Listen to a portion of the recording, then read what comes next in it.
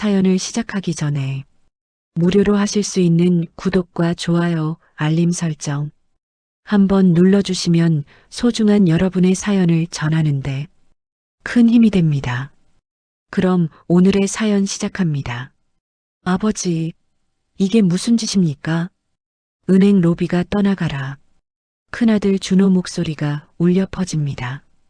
직원 둘이 서둘러 달려와 말리고 대기표를 뽑고 앉아있던 사람들이 전부 이쪽을 쳐다봅니다. 저는 그 자리에 없습니다. 이미 제 장례식이 끝난 지 일주일이 지났으니까요. 창구 직원이 모니터를 확인하며 조심스럽게 말합니다. 고객님이 맞으신 건 확인되는데요. 이 통장 14개는 고인께서 생전에 사회복지법인과 장학재단으로 기부 처리가 끝난 상태입니다. 준호가 소리칩니다. 아니, 무슨 소립니까? 저거 우리 아버지 통장이에요. 잔액만 다 합쳐도 40억 넘게 있다고요. 직원이 다시 화면을 봅니다. 총 47억 2,300만 원 전부 외부 재단으로 출연 완료됐고요. 계약서에 고인 인감증명서와 영상 공증 서류까지 첨부돼 있습니다. 그럼 우리한테 남는 게 뭔데요? 남은 현금 약 5억과 아파트 한 채는 김명숙 씨 앞으로 유언 증여돼 있습니다. 준호가 멍해진 얼굴로 되묻습니다. 누구요? 고인의 가사 도우미로 등재되어 있습니다. 그 순간 아들 얼굴이 새하얗게 질려버립니다. 은행 로비 천장 불빛이 눈부시게 반사되는 그 장면을 저는 조금 떨어진 자리에서 내려다보듯 떠올립니다. 이 장면은 갑자기 생긴 게 아니었습니다. 모든 건 제가 도장을 찍던 그날부터 이미 정해져 있었으니까요. 시간을 되돌리면 아직 제가 살아있던 어느 저녁입니다. 금고에서 통장과 등기부, 녹음기를 꺼낸 날 김 여사를 거실로 불렀습니다. 여사님, 나 좀 도와줘야겠소. 그분은 앞치마를 매만지며 조용히 제 앞에 앉았습니다. 전 그냥 집안일 하는 사람인데요. 제가 뭘 도와드릴 수 있을까요? 여사님, 내가 요 며칠 생각을 해봤소. 이 집에서 진짜 내 편이 누굴까? 저는 잠시 말을 멈추고 김 여사의 손등을 한번 바라봤습니다. 주름지고 빨갛게 튼 손이었습니다. 아들도 아니고 딸도 아니고 며느리는 더더욱 아니더이다. 10년 동안 월급 150만 원 받으면서 내 밥 해주고 빨래하고 병원 데려간 사람. 그 사람이 여사님이요. 제가 녹음기 버튼을 눌렀습니다. 아버지 치매 걸리면 우리 완전 편해지는 거야. 성년후견인 되면 재산 관리 다 우리가 하잖아. 준호 목소리가 작은 스피커에서 흘러나왔습니다. 김 여사 눈빛이 굳었습니다. 선생님, 저거 준호 씨 목소리 맞지요? 그래요. 내가 키운 큰 놈 목소리요. 한참 침묵이 흐르다가 김 여사가 작게 한숨을 내쉬었습니다. 선생님, 이 소리를 저 말고 다른 사람도 들을 날이 오겠지요? 그래야겠지요. 지금은 우리 둘만 알고 있읍시다. 그날 밤 작은 공책 하나를 꺼냈습니다. 먼지 쌓인 서랍에서 꺼낸 줄도 희미해진 공책입니다. 표지에 볼펜으로 적었습니다. 내 마지막 장부 2024년. 첫 장 제일 위에 이렇게 썼습니다. 요양원 팸플릿 발견한 날. 노란 메모에 적힌 숫자들. 부엌에서 들은 대화 녹음 파일 1번. 한 줄 띄고 붉은 펜으로 한 줄 더. 이제부터 숫자는 내가 다시 쓴다. 예전에 회계사무소에서 장부 들여다보며 숫자 속 거짓말 찾던 시절이 떠올랐습니다. 아이들은 모릅니다. 아버지가 숫자 보는 눈이 어느 정도였는지. 요즘 제가 같은 말을 자꾸 반복하는 건 정말 치매라서가 아니라 기억을 더 정확히 남기기 위한 연기라는 걸 아직 아무도 모르는 것 같습니다. 며칠 뒤 오후 준호가 문을 열고 들어왔습니다. 아버지, 오늘은 아는 사람 한 명만 좀 데려와도 돼요? 그 뒤로 검은 서류 가방을 든 중년 남자가 들어왔습니다. 안녕하십니까, 어르신. 이 근처 상가 전문으로 보는 공인중개사입니다. 이름을 듣자마자 알았습니다. 일부에서 본 가계약서에 찍혀 있던 그 부동산 상호였습니다. 어르신 빌딩, 요즘 시세가 많이 올랐습니다. 관리도 힘드시죠? 살겠다 하는 사람이 있어서 미리 좀 알아봤습니다. 저는 일부러 눈을 껌뻑이며 고개를 갸우뚱했습니다. 난 그냥 여기서 살다 가면 되지 않소? 중개인이 상냥하게 웃습니다. 그래도 살아계실 때 정리해 두셔야 자녀분들이 편하시죠. 지금 파시면 세금도 덜 나오고요. 그 말에 준호가 옆에서 거들었습니다. 아버지, 이 형님 믿을 만한 사람이에요. 제가 회사 거래처 소개받아서. 표정은 효자였습니다. 속으로는 다른 계산이 돌아가고 있겠지요. 그날 밤 제 장부에 줄 하나를 더 그었습니다. 공모자 후보일 사연 부동산 갈순철 소장. 준호와 함께 빌딩 시세 3억 낮춰 팔 계획. 며칠 후 준호가 회사에 간 사이 방 하나를 살짝 열어보았습니다. 책상이 서랍 맨 안쪽에서 투명 파일 하나가 눈에 들어왔습니다. 꺼내보니 A4 용지 여러 장이 겹겹이 꽂혀 있었습니다. 맨 위 종이에 박태수라는 제 이름이 십수번 반복되어 있었습니다. 박태수, 박태수, 박태수. 필체는 어설펐습니다. 아래로 내려갈수록 조금씩 제 글씨와 닮아갔습니다. 마지막 장에는 제 서명과 거의 똑같은 글씨 하나가 있고 그 아래 연필로 작게 쓰여 있었습니다. 3월 15일 은행 제출용 성공. 달력을 떠올려 보니 그날이 오늘로부터 사흘 뒤였습니다. 그래, 내가 이렇게까지 연습을 했구나. 휴대폰을 꺼내 한 장 한 장 사진을 찍었습니다. 플래시를 터뜨리지 않고 빛이 들어오는 각도만 바꿔가며 서명 모양이 가장 잘 보이도록. 그래, 준호야. 내가 연습한 이 서명은 나중에 법정에서 너 죄를 밝히는 증거가 될 거다. 소리내어 말하진 않았지만 장부에는 이렇게 적어두었습니다. 3월 12일 위조 서명 연습장 발견. 사진 증거 확보. 그날 저녁 준호가 제 방에 의자를 끌고 들어왔습니다. 아버지, 요즘 밤에 잠 잘 주무세요? 의자를 바짝 당겨 앉더니 제 손을 꼭 잡습니다. 아버지, 요즘 뉴스 보면 노인들 노리고 사기치는 사람들 정말 많다더라고요. 혹시라도 아버지 재산 노리는 나쁜 사람들 있으면 안 되잖아요. 그 손이 정말 따뜻했습니다. 하지만 내 주머니 속에는 조금 전 준호가 서재에서 팩스로 보내던 가계약서 사본이 들어 있었습니다. 빌딩 가격을 시세보다 3억 낮춰 쓰고 그 차액을 부동산과 준호가 나눠 갖기로 한 특약이 붙어 있는 서류였습니다. 저는 오히려 준호의 손을 더 세게 잡았습니다.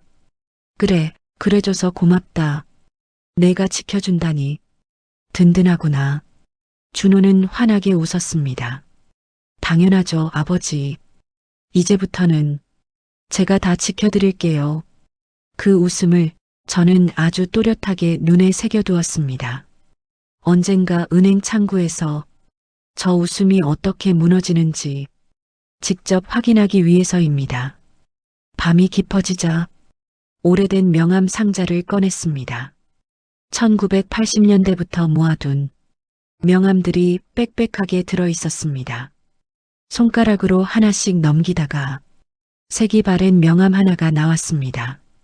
박정우 정직회계사무소 수습사원. 뒷면에는 예전 제 필체로 짧게 적혀 있었습니다. 1995.03 횡령 사건 서류 정리 도움. 성실함. 신뢰 가능. 명함을 책상 위에 올려놓고 낡은 전화기를 당겼습니다. 여보세요, 정우 씨인가? 잠시 침묵 끝에 놀란 목소리가 들렸습니다. 예. 박 선생님? 정말 박 선생님이세요? 그래, 회계사무소 박태수요. 선생님, 저 이제 변호사 됐습니다. 막장 법률사무소 운영한 지 5년 됐어요. 그래, 잘 됐구먼. 정우 씨, 내가 예전에 한 말 기억나니? 제가요? 돈은 피땀 흘려번 사람 마음대로 쓰게 해야 한다. 그랬지? 기억납니다, 선생님. 명함 뒷면에 신뢰 가능이라는 글자를 보며 천천히 말했습니다. 이제 그 말을 내가 한번 써먹을 때가 된 모양이야. 며칠 뒤 조용한 오후 정장을 입은 정우가 집을 찾아왔습니다. 선생님, 오랜만입니다. 야, 내가 그때 빨간 펜 들고 뛰어다니던 그놈이냐? 정우가 웃더니 곧 진지한 얼굴로 앉았습니다. 선생님, 상황은 이해했습니다. 지금 할 수 있는 건 2가지입니다. 2가지? 첫째, 선생님 재산이 선생님이 정한 대로만 움직이게 잠금 장치를 미리 걸어두는 겁니다. 쉽게 말해서 자식분들이 나중에 아버지 정신 없었다고 우겨도 못 건드리게 만드는 겁니다. 둘째, 지금 자녀분들이 하고 있는 일, 위조 서명 연습이든 가계약이든 그걸 나중에 법원에 가져갈 수 있는 증거로 남기는 겁니다. 그러면 그 애들이 법원 가서 떠들어도 소용이 없겠구먼. 네. 공증된 유언, 영상 녹화, 인감증명서까지 묶어두면 웬만해선 못 뒤집습니다. 정우는 메모를 정리하며 말했습니다. 선생님, 회계랑 법이 만나면 사람 하나 살리기도 하고 사람 인생 하나 끝내기도 합니다. 이번엔 선생님 인생 지키는 쪽으로 쓰시죠. 법률 상담이 끝나고 정우가 돌아간 밤 김 여사가 제 방으로 들어왔습니다. 선생님, 목소리가 떨려 있었습니다. 이러면 안 될 것 같습니다. 뭘 말이요? 선생님 재산을 제가 받는다는 게요. 저 그냥 월급 받으면서 집안일 한 사람이잖아요. 저는 잠시 그 얼굴을 바라봤습니다. 여사님, 10년 동안 월급 150만 원 받으면서 내 밥하고 빨래하고 병원 같이 다닌 사람입니다. 그거 다 더해봐야 7천만 원도 안 될 거요. 준호는 단 하루도 나를 병원에 데려간 적 없으면서 50억을 가져가려 하지요. 여사님, 누가 더 자격이 있다고 생각하시오? 김 여사 눈에 눈물이 고였습니다. 그래도 사람들 뭐라 그럴까요? 사람들이 뭐라 하든 상관없소. 내 돈이요. 내가 어떻게 쓰는지가 중요한 거지. 남들 입이 중요한 게 아니오. 한참을 울던 김 여사가 조용히 고개를 끄덕였습니다. 선생님, 그 돈 저 혼자 쓰지 않겠습니다. 선생님처럼 나눌 사람들한테 나누고 필요한 데 쓰겠습니다. 그 말을 듣는 순간 마지막으로 제대로 된 선택을 내가 한 것 같았습니다. 며칠 뒤 오후 준호가 두툼한 서류 뭉치를 들고 왔습니다. 아버지, 이날 한번 도장 좀 찍으셔야 합니다. 식탁 위에 서류들이 줄지어 놓였습니다. 이건 뭐냐? 아버지 재산을 법적으로 깔끔하게 정리해두는 서류예요. 행정 처리 같은 거니까 어렵게 생각 안 하셔도 됩니다. 손을 떨며 종이를 넘겼습니다. 눈동자에 일부러 초점을 흐리게 두었습니다. 한 장에 위임장이라는 글자가 보였습니다. 여기만 도장 찍어주세요. 나머지는 제가 알아서. 그때 초인종 소리가 울렸습니다. 딩동. 김 여사가 문을 열자 정장을 입은 남자 둘이 들어왔습니다. 정직법률사무소 박정우 변호사입니다. 정직공증사무소 직원입니다. 준호 얼굴이 굳었습니다. 아버지, 이게 뭐예요? 저는 준호 쪽을 보지 않고 정우가 내미는 서류를 바라봤습니다. 정우가 또렷하게 말했습니다. 선생님, 말씀드렸던 대로입니다. 이 서류에 도장을 찍으시면 선생님 재산은 선생님이 정하신 곳으로만 갈 수 있습니다. 준호가 목소리를 높였습니다. 잠깐만요. 아버지는 요즘 상태가 공증인이 나섰습니다. 지금은 피상속인 본인의 의사 확인을 위해 영상 녹화도 함께 진행할 예정입니다. 질문 몇 가지 여쭤볼 겁니다. 카메라가 켜졌습니다. 붉은 점 하나가 반짝입니다. 성함이 어떻게 되십니까? 박태수요. 오늘 하시는 일이 어떤 내용인지 알고 계십니까? 내가 번 돈을 어디에 쓸지 내가 정하는 날이지요. 도장을 들자 이번에는 연기가 아니라 진짜로 손이 떨렸습니다.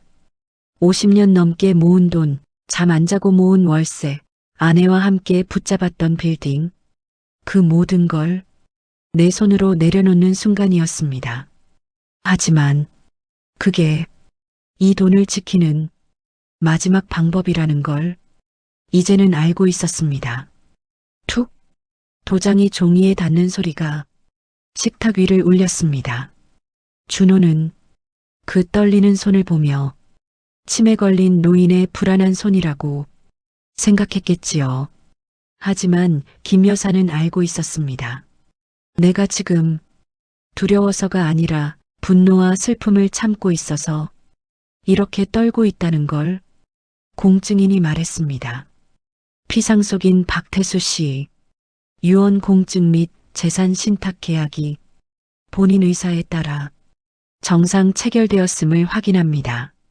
준호가 서류를 낚아채듯 들여다봤습니다. 첫 줄을 읽는 순간 손에서 서류가 미끄러져 떨어졌습니다. 전 재산 47억 2,300만 원, 사회복지법인 및 장학재단에 기부, 남은 현금 5억 원과 아파트 한 채, 김명숙에게 유증. 아버지, 이게 뭐예요? 며느리 미영이 뒤에서 소리쳤습니다. 이거 취소하세요. 지금 당장. 아버님, 도장 잘못 찍으신 거예요. 공증인이 차분히 말했습니다. 지금처럼 정신이 또렷한 상태에서 영상 녹화, 인감증명, 공증까지 완료된 유언은 누가 와도 취소 못합니다. 저는 도장을 내려놓고 준호를 바라봤습니다. 준호야, 내가 원하던 대로 아버지 재산 정리는 끝났다. 다만 내가 생각한 그 정리는 아니지. 그날 밤 장부에 한 줄을 더 적었습니다. 도장 찍음. 이제부터는 내 장례식과 은행 창구에서가 이 이야기의 무대. 눈을 감으며 조용히 중얼거렸습니다. 그래, 준호야. 내가 계산한 건 요양원 비용뿐이었지.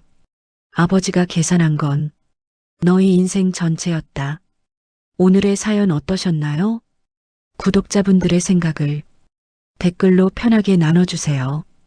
이 아름답고 따뜻한 사연이 널리 알려질 수 있도록 공유해 주신다면 여러분의 일상에도 기분 좋은 일이 생길 거예요. 지금까지 시청해 주셔서 감사합니다.